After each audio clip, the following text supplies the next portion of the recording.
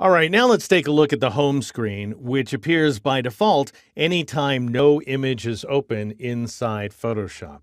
And so we've lost the interface, and instead, down here at the bottom, we're seeing a list of recently opened images, which is great because you can just click on one of these thumbnails right here in order to open the image, hide the home screen, and display Photoshop's interface, including the vertical toolbox over here on the left-hand side and layers and other panels over on the right. And we have this context-sensitive options bar up here at the top of the screen.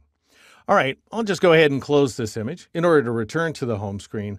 Up here at the top, we've got some other items such as tutorials, or if you're a fairly experienced user and you want to see the new features, you can click on this button right here, at which point you'll see these brief videos touring you through the new features inside Photoshop 2020.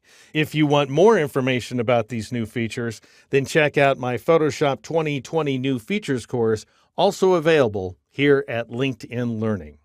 All right, I'm just going to close out of this guy by clicking on this little close box here. And I want to focus just on my recently opened images. So I'm going to click Hide Suggestions to reduce some of that visual noise. Now notice currently we're seeing the images in the order they were last modified, or really because I didn't make any modifications, the order they were last opened. If you would like to see them in size order, for example, you could choose size instead, and you'll see the size of each file. So notice the biggest file is the PSD file because it contains layers, and then second is the TIFF file, third is the PNG file, and the smallest file of them all is JPEG because it includes lossy compression. And we'll discuss what all this means when we discuss saving in a future chapter.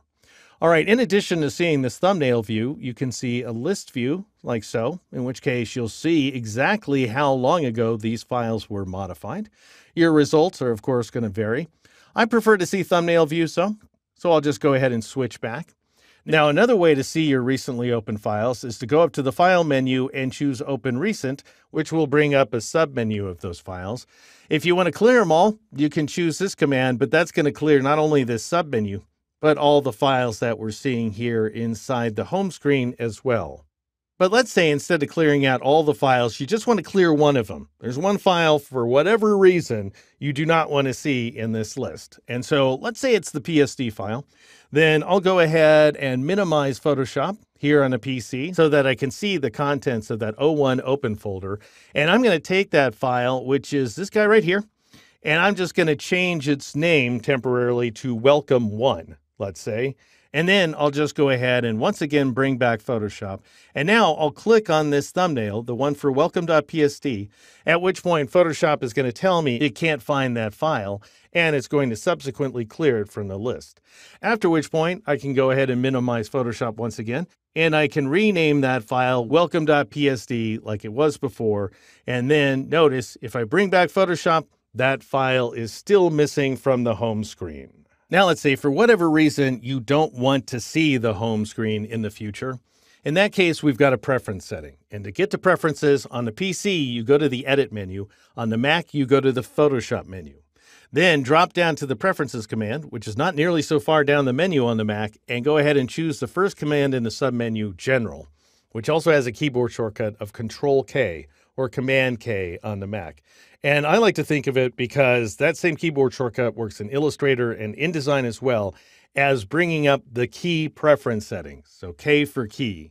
And then notice this guy right here, auto show the home screen. Go ahead and turn that off if you like, and then click OK. Now the home screen won't immediately disappear.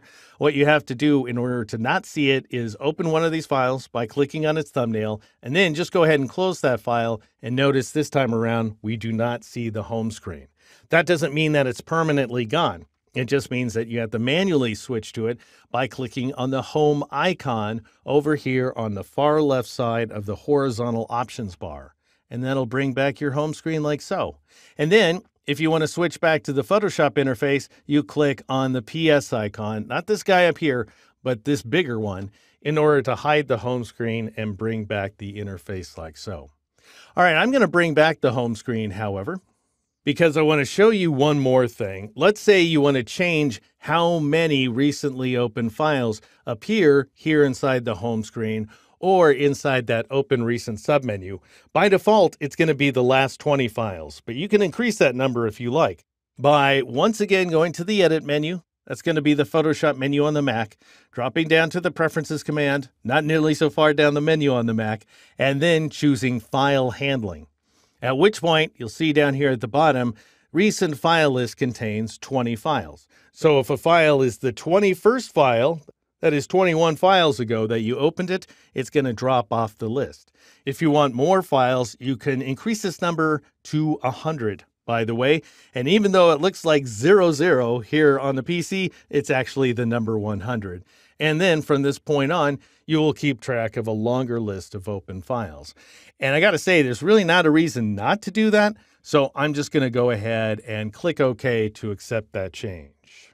And that's how you take advantage of the ever-changing home screen here inside Photoshop.